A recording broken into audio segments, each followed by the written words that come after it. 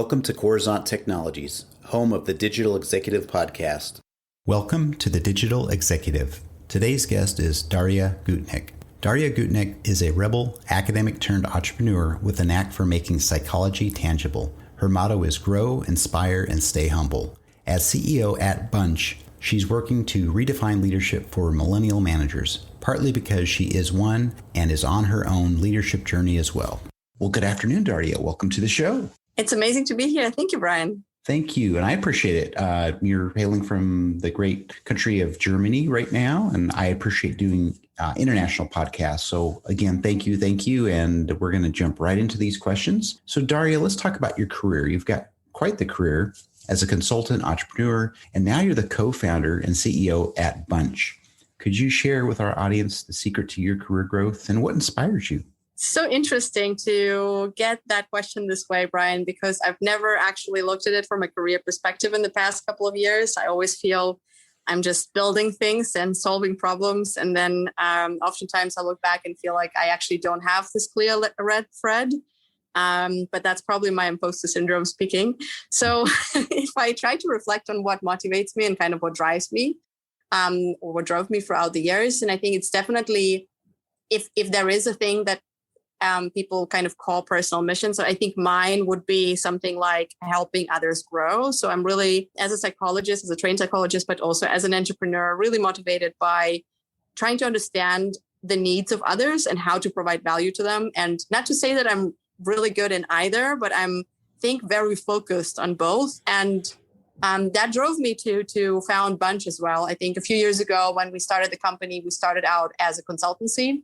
You've mentioned I have had some consultancy experience in my previous roles as well. And so I think when we founded the company was 2016, 2017, I think at that time it wasn't still as clear as it is today that technology can help solve human collaboration problems. I think it's pretty clear now. But when we started out, a lot of people still looked at us kind of from a perspective of, yeah, you kind of need humans and you need psychologists and coaches to resolve managers' problems, right? Mm-hmm. And I'm very glad we made progress on this because it makes the whole thing more accessible. But I think overall, no matter which type of role I took and no matter which next step in my career I took, I think I always was focused and kind of driven by helping others understand how they can grow. And it also satisfies me much more to see my team or my co-founders grow and resolve challenges. And that kind of like what gets me out of bed, I think, every morning. That's awesome. As you know, following something that you're truly passionate about makes it a whole lot easier to get out of bed in the morning. And I like the fact that you're helping others. So most appreciated. And Darja, let's talk a little bit about this pandemic. We've all had to make these major pivots, right? Could you share with us what you're doing to help your company stay relevant in this economy? This is actually such an interesting question too, because as a startup, I think we started out with the AI leadership coach that we've been building for a year right now, just at the brink of COVID-19 outbreak.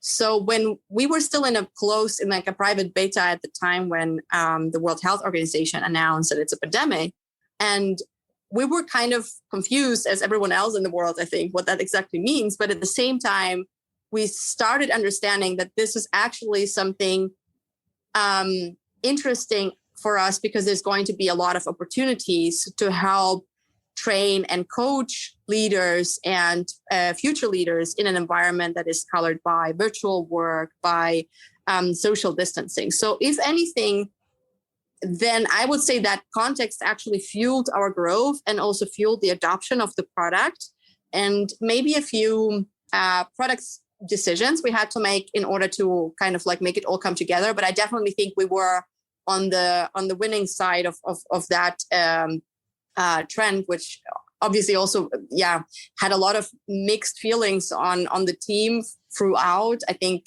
obviously the world suffered. Our family suffered. We suffered psychologically. I think mental health was definitely and is a huge priority for us as a team. But at the same time, we also see that we can now provide more value and more support than ever before with a tool like ours. So it's been always kind of a mixed bag for us in terms of 2020. But the few decisions that we took was we've been always developing the product very, very close to our users, which meant that we always have at least 5 to 10, I think 5 to 7, if in busy weeks, 10 or more interviews. And more than 50% of our team is actually speaking to users actively. So it's not only, let's say, the designer or the product leader.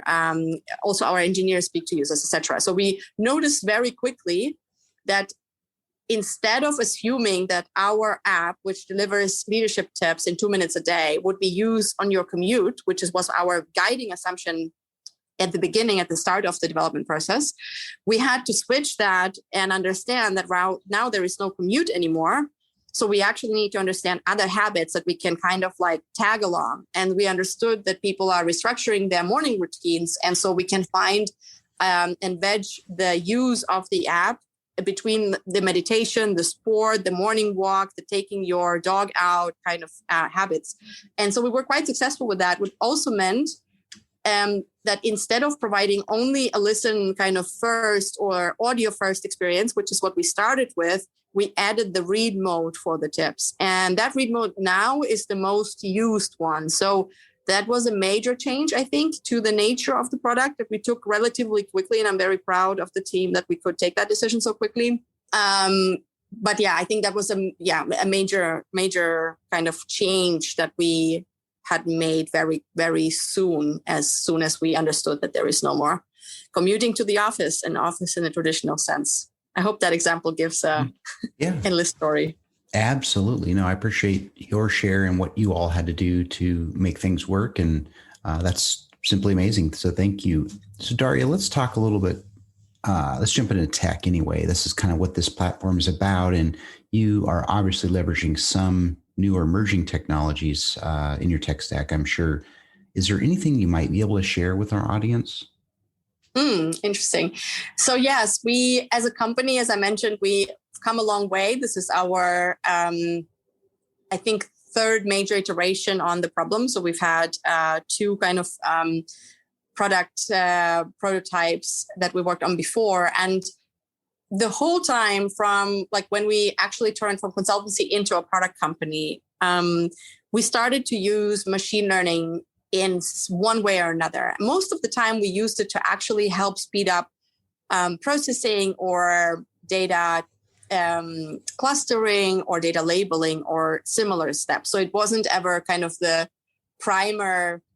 We weren't ever like an AI first company, I don't think, because we didn't sell AI or we didn't sell a value proposition that was kind of, artificial intelligence based. But because typically in our case, the idea or the logic behind the product is, and this is very similar to a human coach or a human assistant that has a psychological background, an HR background, is you enter a dynamic, you try to understand either the individual or the group, you try to understand what they're struggling with and where their needs lie. And then you start giving recommendations, right? That's like the normal, I would say, approach to this type of problem. And so when starting to develop products that were solving this type of problem, we noticed that in order to understand, we could use different data inputs. So a human coach would be observing and would be conversing with you.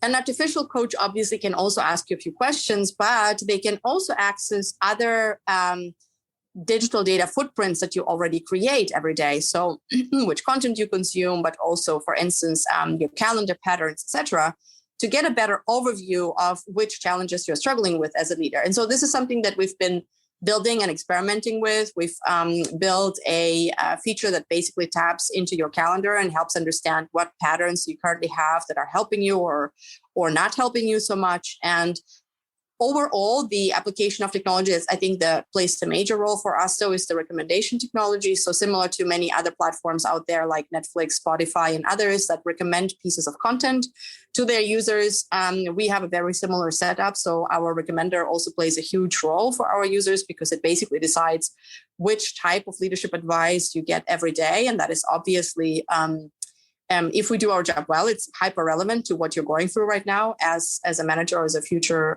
manager. And if we are not so successful, then that's very difficult. And so in this realm, we are using relatively traditional kind of machine learning, but also relatively simple and complicated algorithms that we mix in these cases. But in the future, we are seeing more and more application of more sophisticated machine learning algorithms that help us to understand more and more better the context of our users so that we can actually really furthermore improve the recommendations that we're giving. So I hope that gives a bit of an overview.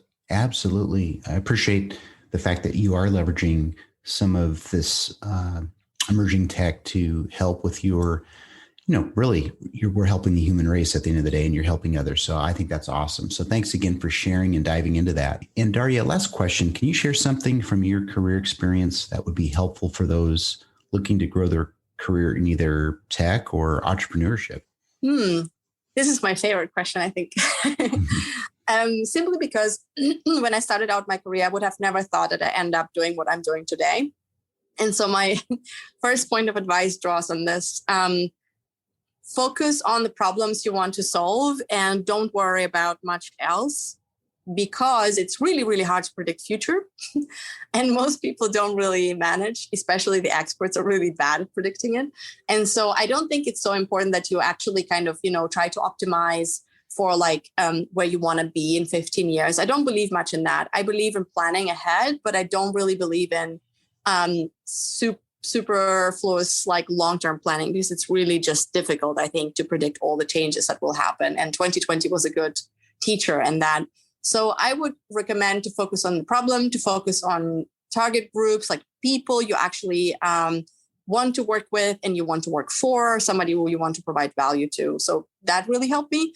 And the other part of advice is not to be afraid to be in foreign contexts. What I mean by that is, as a psychologist, I definitely have encountered many challenges and still do today in developing a product vision to an engineering team, let's say, right, where everyone on board is very techy. They have 15 or more years experience in building digital products and writing code and so on. And while I have written some code during my PhD studies in R, like analyzing statistical analysis and things like that, I obviously don't, in their eyes, count as a engineer or a tech person, and neither am I one. But I think if you focus too much on kind of, am I kind of qualified enough to lead people that are much bigger experts than myself, then I think it's really, really difficult to grow and really difficult to find the right opportunities and the right out of the comfort zone kind of almost opportunities. And especially for, I think, female leaders or other marginalized groups, I think it's very easy to fall into the trap of thinking and being guided by our imposter syndrome of, how can I do this? I cannot do that, right? Like, who am I to actually determine the direction or form the strategy of this company, because this is a tech company or this is a product company and this is an AI company and I am not an engineer. And I just really can encourage everyone who is passionate about a problem. You can learn whatever you need to learn to solve that problem if you just keep going. And the third piece of advice, which kind of also builds on that, is to be very persistent. So of course it will require a lot. And I think in the current day and age, I personally struggle with how we define sacrifice, especially in like career growth and workplace settings, because I do think it's super important to understand how we can work so that we can stay healthy and thrive. I also do think or want to be mindful of the fact that if you really want to solve big problems in the world, it probably will cost you a lot of energy and time. And I think while I'm not advocating for working harder instead of smarter, I think working smart is super important. I also just want to kind of put the part of subscribe yourself to something that you can really truly work and believe in for a few years, because that's the only way how I think you can actually make significant impact. And maybe I'm old-fashioned in that way, but I yet have to see someone who makes an impact in like 1 month or 6 months. I think real solutions and real like difficult problems just take a lot of time, and they will take a lot of commitment and dedication. And I wish more people would be able to find that nowadays, I think, because I think we would be moving forward more faster. And Bunch is supposed to help and is built to help and contribute to that. because the idea is if you feel more comfortable at work, if you actually understand a little bit better the relationship dynamics that surround you, you will be able to solve more problems with your teams in a more effective way as well, and be happier about it. That's awesome. I love your perspective on life and how, rolling up your sleeves, getting in there and really trying to make an impact as a leader. So thanks again, Darja. I really do appreciate it. And Darja, it was a pleasure having you on today. I look forward to speaking with you real soon. Thank you so much for having me. And thanks for the wonderful questions. It was very insightful. Bye for now.